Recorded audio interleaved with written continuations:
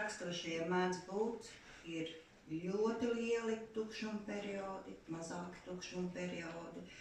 Nu, pie manis ir atnācis ļoti lielais neradošuma periods, jo nerakstās pilnīgi nekās pašlaik.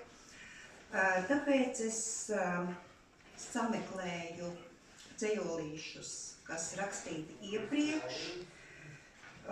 Šie nav vēl nevienā grāmatā, tā kā pirmais dzejols saucas Viņa. Viņa viena, mēnesis smejas, garām ejoši soļi, klusums, skumjas pāri zariem lejas. Viena, dažas lapas palikušas pie zara, kurā viņa mīt, vai mēnesis gaismā tās saskatīt? Viņa viena. Kas zina, kā rīt? Ozolzīles, rudens samīļotas, vienmēr klusi zemē krīt. Saules piepildītas, atbrīvotas no šaubām, bailēm, neticības. Arī šī, kas vēl dus, lapu skauta, jo kamēr dzīve zarā ļauta, viņa turas pie mīlestības, savas pēdējās laimes stīgas. Būs divi tādi pavisam īsiņi. Pilnas debesis zvaigžņu, tomēr svešas tās visas klusē. Varbūt atkal esmu ne savā, bet kādā svešā debesis pusē. Savu zvaigzni meklēt nav vērts, jo tā vēl nav piedzimusi, bet iespējams viņa jau sen manī dzīvo mierīgi, klusi.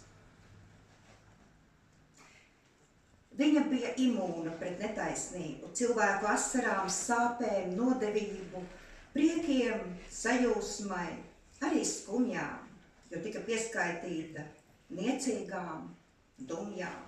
Bet es viņas salto sirdi sasildīju, stingumu no sajūtām atraisīju, jo uzpūtu viņai savu silto dvašu un sniegpārsla sajuta sevi pašu.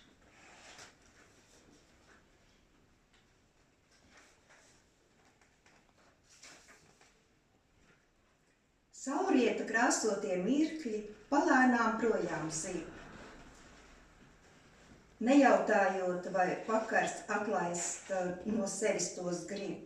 Neprasot vējam, kurš pulsē, grib tas vēl elpot vai nē, aizslēdzot durvis uz dienu, nakšņojot pagātnē. Drīz jau klieks nakts aiz loga, latainas pamazām dzimst, viss, kas ir nomodā bijis, aizmiegot palēnām rims. Zvaigznes nav pamanāmas, mākoņi debesis sēdz. Visu redzošais saulriets sapņos rītaus un dēdz. Paldies, tas pagaidām viss.